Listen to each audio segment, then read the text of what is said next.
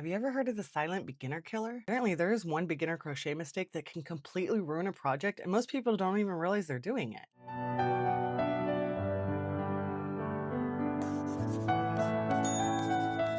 Hi guys, my name is Sarah. Welcome back to my channel. This is where we embrace our crochet ADHD and have a blast doing it. So if you're a beginner crocheter and it feels harder than it should, it's probably not you. It's probably a few really common mistakes that everybody makes in the beginning. So today we're going to go over 5 beginner crochet mistakes, why they happen, and how to fix them so you're not fighting with your yarn the whole time. And at the end, I will share my best piece of advice for crocheters that I wish someone had told me. So number one, having your tension too tight. Most people have a hard time finding that comfortable area or like how you're going to loop it around your fingers. I've seen people loop it around like 10 times. There's no wrong way to do it. It's really whatever makes you feel more comfortable. But why this happens is because people are trying to get those nice even stitches and not have it look sloppy. But one sure sign that you are having your stitches be too tight is, have you ever crocheted and heard that squeaky noise? Like, especially if you're using a metal hook, you will get a squeaky noise. And I've had that happen to me. And I always say my stitches are so tight because they kind of are, but I don't have that squeaky noise anymore, so I think I've done pretty good at loosening up just a little bit. And also, when you have stitches that are too tight, it is so hard to get that hook in there. It shouldn't be hard to get your hook inside the stitches. If it is too hard, then you were doing it too wrong. You were doing it too tight. Honestly, at the beginning, I would just work on loosening up and just making sure your stitches are all the same size, even if they are loose. You're learning the stitches, and learning to stay consistent is probably the most important thing, whether even if it is loose or tight or too tight or whatever. Staying consistent is key. So I would just start off doing it kind of loose or whatever, and then tighten it up as you go and just work on keeping all of your stitches consistent. Okay, the next one is overstuffing, but this also has to do with using the wrong hook size. Let me explain. So, first, we're going to talk about stuffing. And one of the reasons why this happens is because I don't think people realize how, because you can just keep stuffing in there. You can just keep stuffing it in there and you can compress it, a lot, but it's going to expand. And so, when it expands, you run into issues like this, where you can blatantly see, let me make sure you can see, okay, where you can blatantly see the cotton through the stitches, and the stitches are kind of spread apart and it's not great looking. Okay, and if you did see one of my videos I did, I called it the bunny test, and I did show these and I shared the difference because this one was made with a 5, actually they were both made with a 5.5 hook. But if I had gone down in the size, this wouldn't have happened. And also, but the big difference was yarn. And so we're going to talk about that later, is using proper yarn as well, because this is 5-ply, this is 4-ply. And when I noticed this is happening, I should have just gone down a hook size. Okay, because that's not pretty. No one wants a stuffed animal where you can see its guts popping out. So my best advice to kind of keep that down to a minimum is less is more when stuffing. You want it kind of squishy. You don't want it super firm. And when you start seeing the white show in between, even if maybe you're not overstuffing, maybe go down a hook size. Or if you're not trying to go down a hook size because it will change the size of your project, one thing I have noticed recently, so like I said, this is all of these were made with 5.5 millimeter crochet hook. Okay, this is 5-ply yarn. This is 4-ply yarn. There's a massive difference in just the ply as well as the stitches. Okay, what I did to fix this, I didn't want to lower my hook size, because I didn't want it to be even smaller than this. Okay, so I just doubled up on the yarn. I have a lot of 4-ply yarn and I didn't want it to look like that, so I just doubled up on the yarn, and look at that. Look at that. No more stitch popping out. It's still nice and squishy.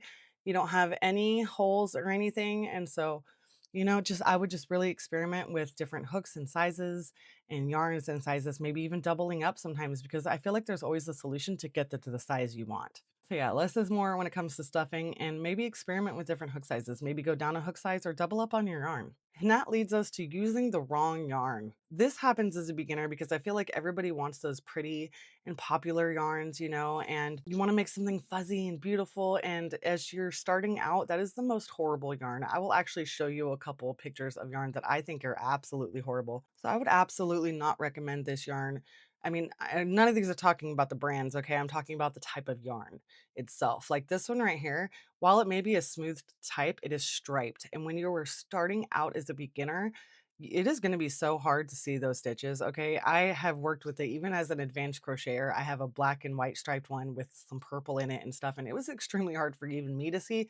I had to use the stitch marker the whole time. So that's not even a beginner thing. Just know that using a yarn like this, you might run into some issues. Okay, and a yarn like this that has that major twist in it, this is also gonna be something that's really hard to see your stitches in because your stitches end up kind of looking like that. And it's it's gonna get snagged, okay? And I understand that it's super soft and everything, but steer clear of stuff like this because it's gonna be more trouble than it's worth. And that goes again with a lot of the blanket yarns, you know, those soft, I think it's like chenille or something like that, but that it's gonna get tangled, it's going to rip apart. I actually have a video on what yarn is the best yarn to use, and so I will definitely link that up here or down below. So definitely go check that one out because I go over that a little bit more in depth.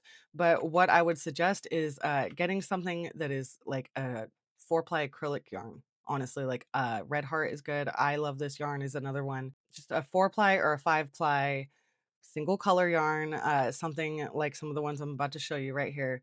Something that is just easy to see your stitches, it's smooth, it's easy to work with, and it's not gonna get snagged. Because when you're using those type of yarns or whatever, you're gonna get frustrated and you're gonna start doubting yourself. And trust me, it's not you, it's the yarn. Another big mistake I see happening is people not buying enough yarn or not understanding what a dye lot is. And I think this happens as a beginner because even if like a pattern tells you exactly how much yarn you're going to need, I think that you should always buy an extra skein. That is my way of fixing this problem because you don't think about all those loose stitches, right? Or how much you're going to have to frog stuff. If you don't know what frogging is, it's ripping out your stitches because you rip it.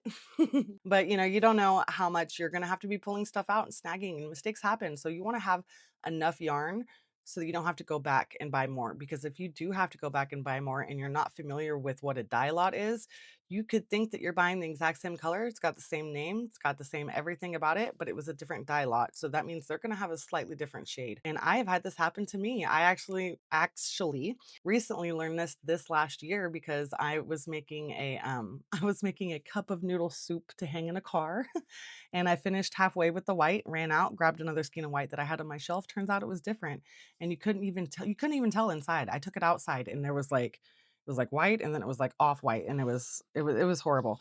But I did want to show you a picture of how to find a dye lot. So like this is a label from I Love This Yarn, and when you turn it over right here, you're gonna see the name and stuff, and I will definitely put that up on the screen right here. When you're going, like, say you have to go back and buy more yarn, you know, instead of it saying ending in 3.6, it could end in 3.7, and it's gonna have a slightly different color. So make sure you're buying enough yarn. I would honestly just buy one more extra skein than what the project calls for, just to call it safe. And like I said, pay attention to the dye lots. Okay, and this last one right here, this is the silent beginner killer. This one could really mess you up if you were not sure. If you've never heard of it before, you didn't even know it existed. Crochet is not universal, okay? There is US terms and UK terms, and knowing the difference of these from the start is gonna help some frustrations a long way down the road.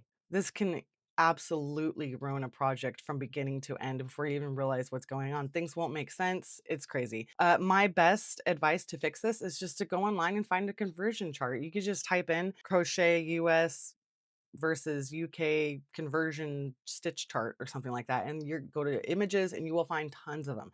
Find one that you feel that you can understand the best and start using it. Memorize it, everything, and pay attention to whatever pattern you're using if it says US or UK terms. Okay, and I have some really good advice for you guys. If you are trying to learn how to read patterns, okay, I would say do not be scared of patterns. Don't be scared of written patterns. I was for the longest time, and YouTube helped me with that. I would say don't be scared of them, but do not go and buy one just yet, okay? You got to learn how to read them first. My best advice on how to learn how to read a pattern is to first, you have to memorize all the stitches. You have to know exactly what they are just right off the bat. You have to be able to see it in your head. What is a single crochet? What is a puff stitch?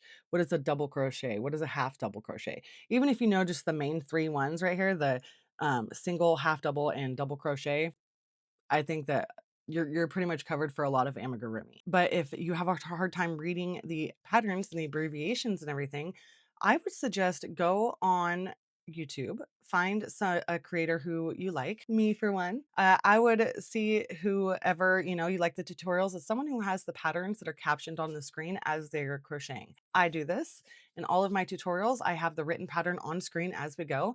And my biggest tip is to mute the video. Mute the video so you're not hearing anything and you're just going off of the words.